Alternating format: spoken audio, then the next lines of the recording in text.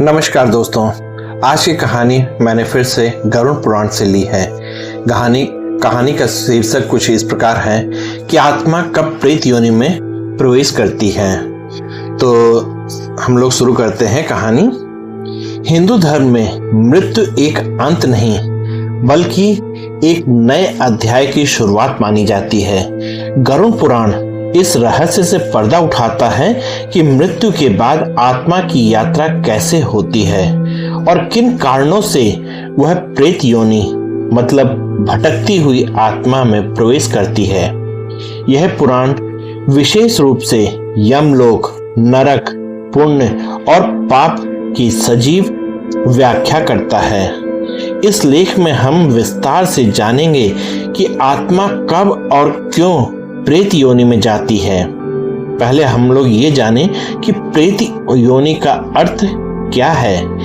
प्रेत योनि, प्रेत शब्द का तात्पर्य है वह आत्मा जो शरीर त्यागने के बाद स्थिर नहीं हो पाती और किसी कारणवश अगले जन्म की ओर नहीं बढ़ पाती। प्रेत योनि एक अस्थायी लेकिन अत्यंत पीड़ादायक स्थिति होती है जिसमें आत्मा भटकती रहती है। गरुड़ पुराण के उत्तर खंड में विष्णु भगवान गरुड़ को बताते हैं कि मृत्यु के बाद आत्मा 13वें दिन से लेकर 1 वर्ष तक यमदूतों के साथ यमलोक की यात्रा पर निकलती है।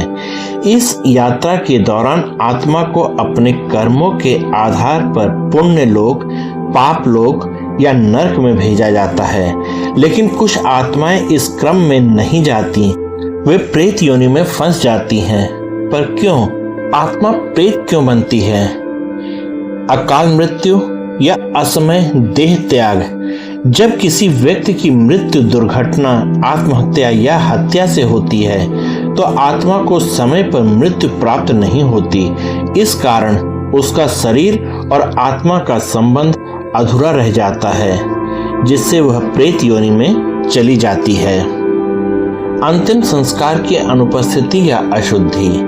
गरुड़ पुराण के अनुसार यदि मृत शरीर की उचित विधि से अंतिम संस्कार न किया जाए तो आत्मा पृथ्वी पर भटक जाती है। तीव्र आसक्ति या वासना। जब आत्मा को संसार के भौतिक सुखों से जैसे धन, परिवार, प्रेम या क्रोध से अत्यधिक लगाव होता है तो वह उन इच्छाओं के कारण मुक्त नहीं हो पाती और प्रेत रूप में वही आसक्ति दोहराती रहती है। पाप कर्म और अधर्म जीवन। जो व्यक्ति दूसरों को कष्ट देता है, छल, हत्या, व्यभिचार या लोभ से जीवन जीता है, उसकी आत्मा दंड स्वरूप प्रेत योनि में जाती है। आत्महत्या। गरुड़ पुराण के अनुसार आत्महत्या करने वाले व्यक्ति की आत्मा अत्यधिक दुख और शोक में डूबी होती है। उसे अगले जन्म के लिए योग्य नहीं माना जाता और वह वर्षों तक प्रेत योनि में रहती है। प्रेत योनि की विशेषताएं क्या क्या हैं? असंतोष और बेचैनी। प्रेत आत्माएं स्थिर नहीं होती। उन्हें भूख, प्यास, क्रोध और दुख का अनुभव होता है, लेकिन वे शरीर के अभाव में उसे शांत नहीं कर सकती। कुछ प्रेत स्थानों से जुड़े होते हैं, जैसे कि शमशान, पुराने मकान जहां उनकी मृत्यु हुई होती है या जहां उनकी कोई अधूरी इच्छा थी।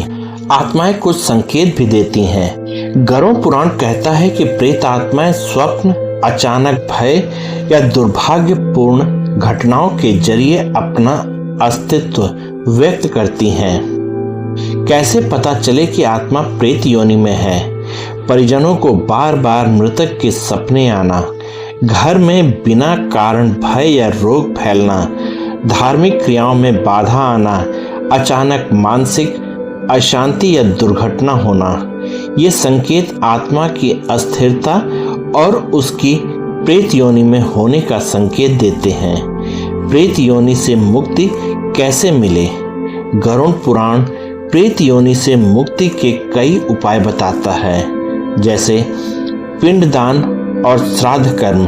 मृतक के बाद 13 दिन की विधि, तर्पण और वर्षगांठ पर श्राद्ध आत्मा को गति देने में सहायक होते हैं। नारायण बलि पूजा। इस विशेष पूजा से आत्मा की पीड़ा शांत होती है और उसे पुनर्जन्म की ओर भेजा जा सकता है। सत्कर्म और दान।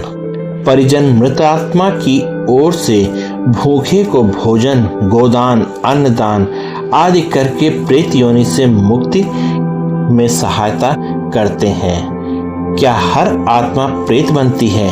नहीं।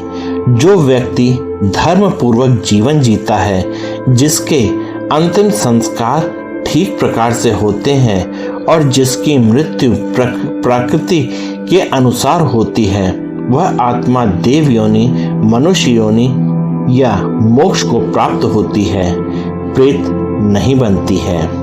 गरुड़ पुराण हमें चेतावनी देता है कि जीवन को धर्म, करुणा और सच्चाई से जीना आवश्यक है, वरना मृत्यु के बाद आत्मा को गहरी पीड़ा सहनी पड़ती है।